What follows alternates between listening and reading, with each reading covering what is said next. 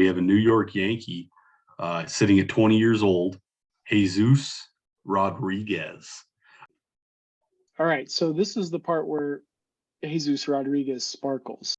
He had a slash line of 349, 434, and a 576 slugging percentage. He had an OPS over 1,000, 1,010, 4 home runs, and 8 stolen bases in that time as well. He did have more walks than strikeouts, which I think is promising. Only 152 plate appearances. In 2019, pre-COVID, he hit 310 with a 403 OBP and a 552 slugging percentage. There's multiple red flags in this guy's profile. One, he's old to be at rookie level.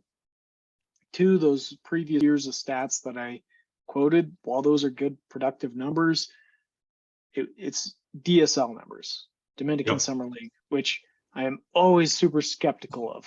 So in his best season, they're all small samples. All of them are small samples. There's maybe red flag number 3.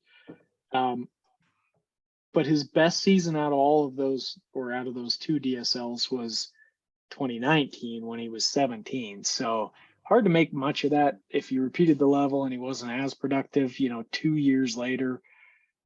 I'm not sure what that means. And then, of course, coming in as a little bit older of a player than his peers gives him a little bit of an advantage.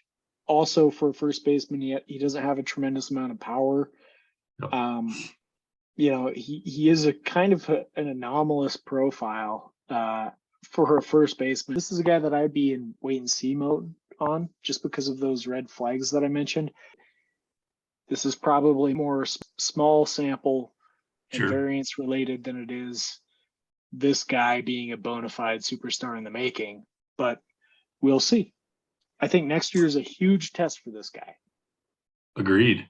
Yeah. I have concerns. He's 5'10", 182 pounds.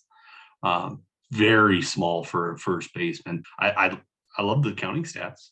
Counting stats are there.